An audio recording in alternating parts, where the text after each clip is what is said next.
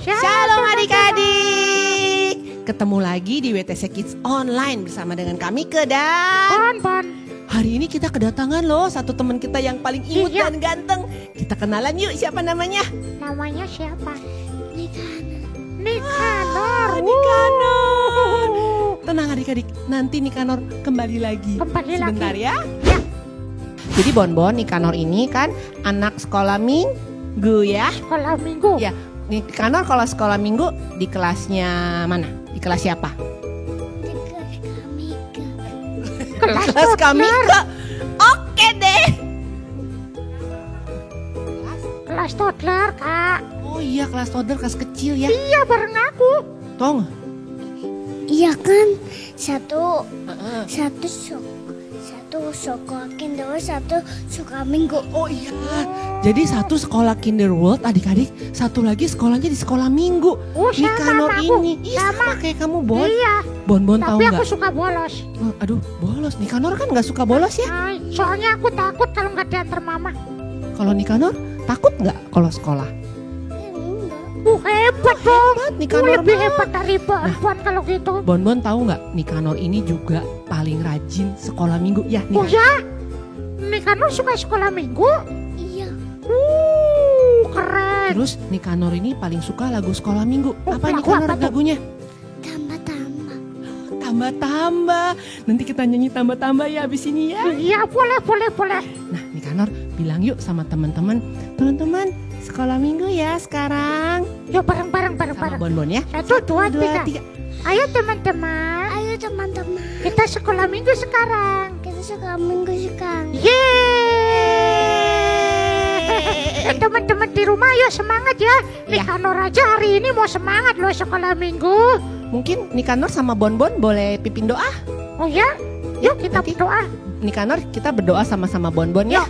Mau mulai sekolah minggu, oke? Ayo kita mulai teman-teman. Kita Ya, berdoa. tutup matanya. Lipat tangan, tutup mata.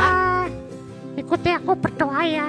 Tuhan Yesus, sekarang kami mau mulai ibadah.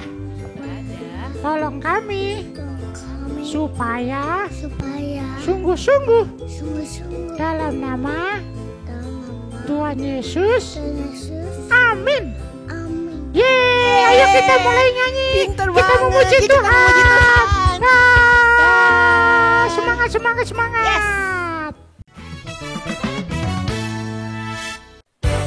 Shalom adik-adik. Udah siap semua? Kita mau mulai ibadah kita. Kita mau nyanyi dan puji Tuhan. Kita mau mulai ya. Kita nyanyi Tuhan Allah di tengah kita besar. Tuhan Allah di tengah kita besar, besar.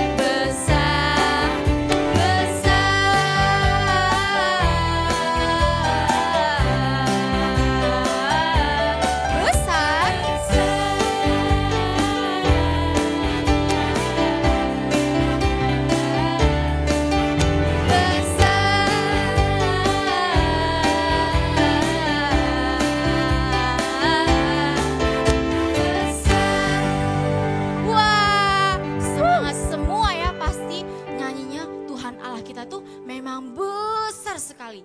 Nah sekarang adik-adik, kita mau siapin hati, pikiran kita mau dengar firman Tuhan.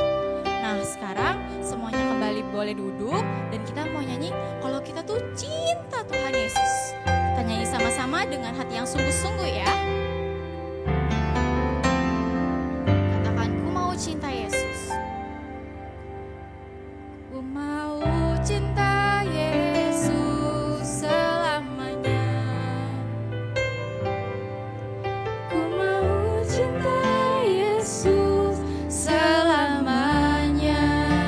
Meskipun badai silih berganti dalam hidupku, ku tetap cinta Yesus selamanya. Ku mau cinta Yesus. Ku mau cinta Yesus selamanya. Ku mau cinta Yesus selamanya. Meskipun badai silih berganti dalam hidupku, ku tetap cinta Yesus selamanya. Ya Aba, Bapa, ini aku anakmu, layakkanlah seluruh hidupku. Ya Aba, Bapa, ini aku anakmu, pakailah sesuai dengan rencanamu. Lebih sungguh lagi kita katakan, mau cinta Yesus. Sambil sikap berdoa, tutup matanya, kita katakan, ku mau cinta Yesus selamanya. Ku mau cinta Yesus selamanya. Meskipun badai silih berganti dalam hidupku, ku tetap cinta Yesus. Ku tetap cinta Yesus selamanya. Ya Aba, Bapa, ini aku anakmu, layakkanlah seluruh hidupku. Ya Aba, Bapa, ini aku anakmu, pakailah sesuai dengan rencanamu. Pakailah sesuai dengan rencanamu. Pakailah sesuai dengan rencanamu. Tuhan Yesus, memang benar Tuhan, kami mau cinta Tuhan Yesus meskipun apapun yang terjadi dalam hidup kami.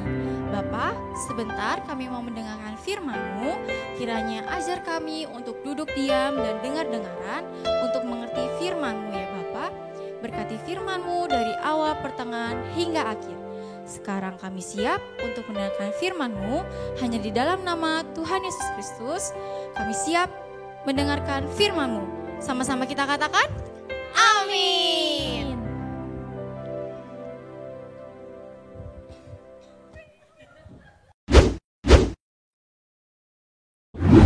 Halo adik-adik, dalam Alkitab ada seorang yang bernama Nuh. Nuh hidup pada zaman manusia sangat jahat. Mereka tidak memperdulikan Tuhan. Mereka juga tidak mentaati firman Tuhan. Tetapi berbeda dengan Nuh. Nuh sangat mencintai Tuhan dan itu menyenangkan hati Tuhan. Suatu hari Tuhan memberitahukan kepada Nuh tentang rencananya ingin memusnahkan bumi. Nuh, aku telah memutuskan untuk mengakhiri hidup segala makhluk di bumi karena penuh dengan kekerasan mereka. Tetapi kamu dan keluargamu akan diselamatkan. Buatlah bagimu sebuah bahtera untuk membawa sepasang dari setiap jenis binatang.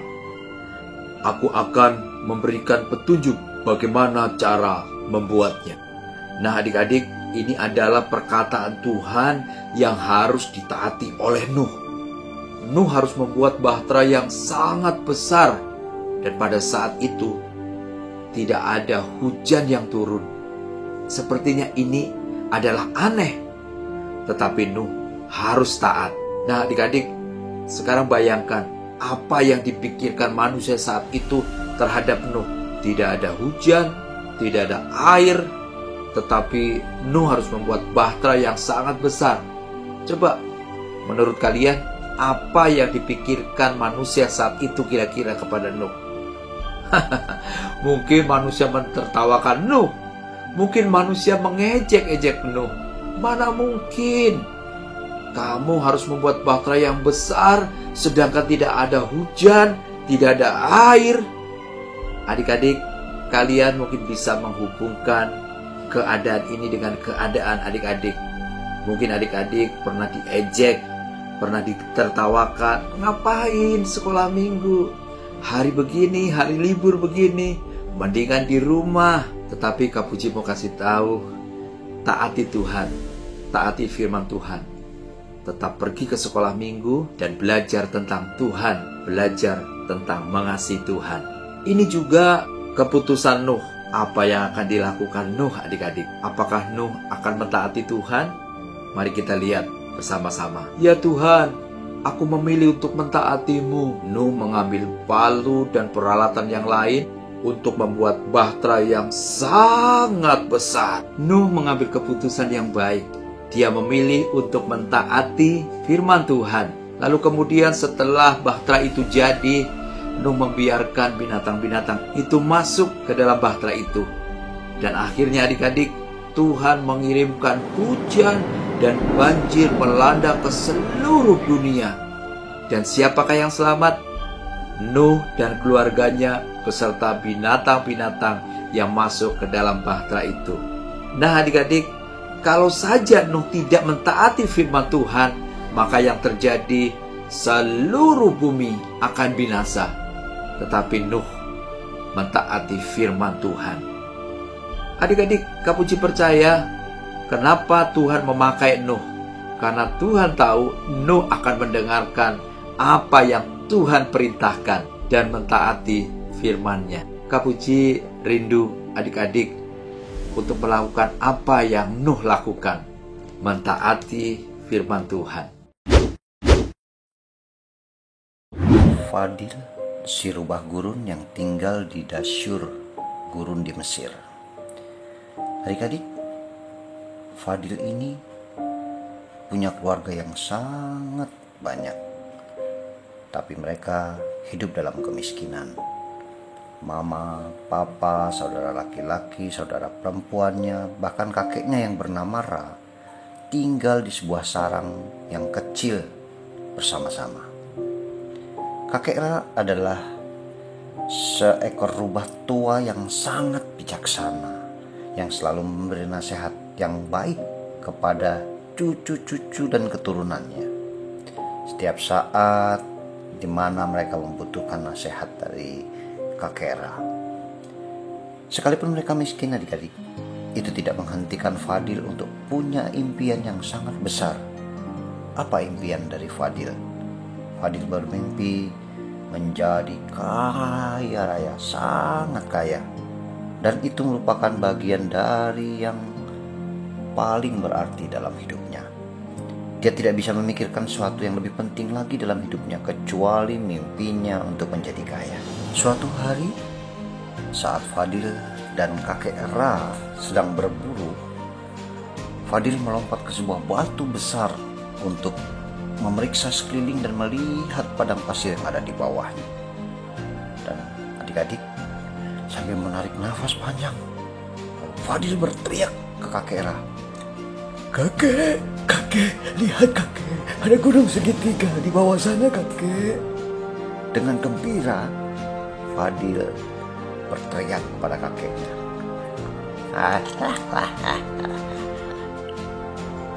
Itu bukan gunung, Fadil.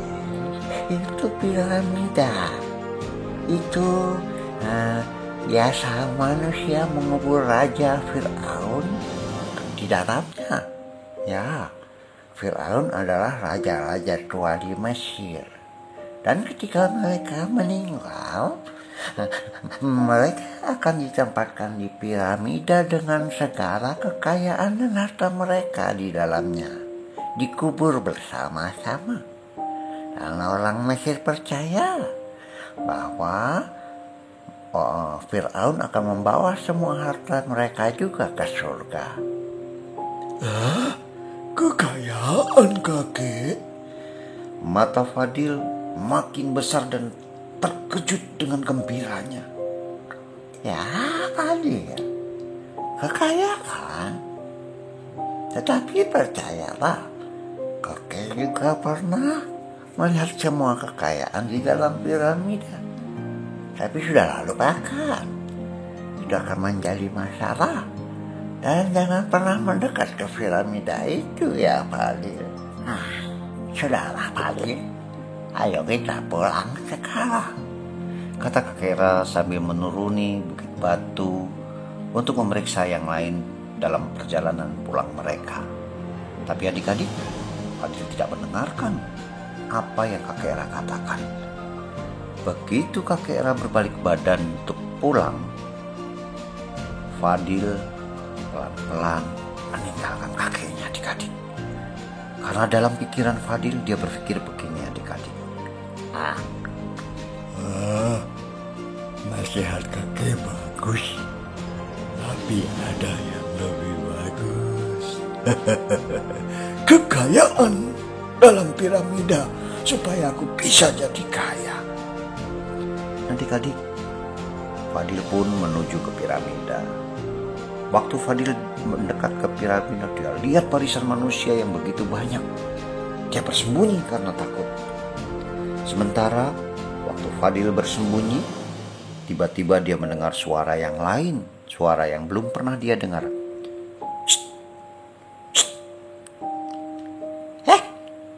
Kamu pasti anak baru ya di tempat ini. Aku Sarifah, si kalajengking. Oh, aku tahu. Engkau pasti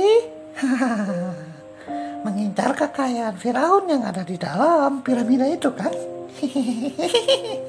Oh, aku pernah kadang melihat kekayaan yang begitu banyak di dalamnya. Kalau kau memang pernah melihat kekayaannya, mana kekayaannya? Apa kau tidak lihat badanku yang kecil ini? Aku memang melihatnya, tetapi aku tidak bisa membawanya keluar karena badanku kecil. Lalu adik-adik terbersit dalam pikiran Fadil. Fadil punya ide. Begini saja. Kau tunjukkan jalannya kepadaku. Nanti aku yang membawa kekayaannya keluar. Lalu kita bagi dua, 50%, 50%. Bagaimana? Oke, baiklah. Deal, aku akan menunjukkan jalannya kepadamu, kata Sarifah si kalajengking kepada Fadil, dan mereka pun sepakat dan bersiap-siap untuk masuk ke dalam piramida. Ketika Fadil dan Sarifah mulai memasuki piramida, terdengar suara kakek Era. Fadil, tunggu. Ayo Fadil, kakek tahu kau pasti ada di sini. Hadir dengarkan kakek. Di dalam kita aman. Orang Mesir memasang perangkap di dalamnya. Kakek, di dalam pati aman. Itu buktinya banyak manusia yang masuk ke dalamnya. Kalau berbahaya tidak mungkin mereka masuk. Kakek, aku hanya ingin melihat sedikit saja. Fadil, Ayo pulang. Sambil kakek berusaha menangkap Fadil. Tetapi adik-adik, Fadil terus meronta, tidak mengindahkan, tidak mau mendengarkan apa yang dikatakan kakek Ram. Fadil terus berjalan masuk bersama Sarifah untuk melihat harta kekayaan yang selama ini dia impikan. Sambil meninggalkan kakek Ram, terus mereka berjalan masuk. Namun adik-adik, kakek Ram terus berteriak, Fadil, berbahaya, kau membuat kesalahan besar. Ayo Fadil, pulang. Nah adik-adik, hikmat Tuhan juga akan membuat kita berhenti sejenak untuk berpikir sebelum kita bertindak. Tapi adik-adik, jangan seperti Fadil tidak mau mendengarkan apa kata kakeknya. Kita tidak boleh seperti itu. Apa yang dikatakan firman Tuhan, kita harus taati sebelum kita bertindak. Kalau itu dilarang oleh firman Tuhan, jangan kita lakukan. Tapi kalau itu sesuai dengan firman Tuhan, kita boleh lakukan. Karena itu untuk keselamatan kita. Adik-adik, Fadil dan Sarifah terus berjalan menyelinap di jalan setapak. Mereka mencari jalan untuk menghindari para turis.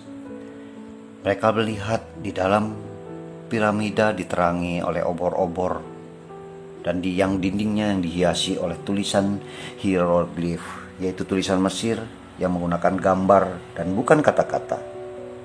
Wah, sungguh luar biasa. Ya, tapi tunggu sampai kamu melihat kekayaan Firaun di dalamnya, kata Sarifah kepada Fadil. Terus mereka berjalan mencari terowongan yang gelap untuk menghindari manusia, dan mereka berusaha mendahului manusia sampai ke tempat harta karun berada. Lalu adik-adik, mereka mulai terus berjalan. Mereka melewati lorong yang gelap.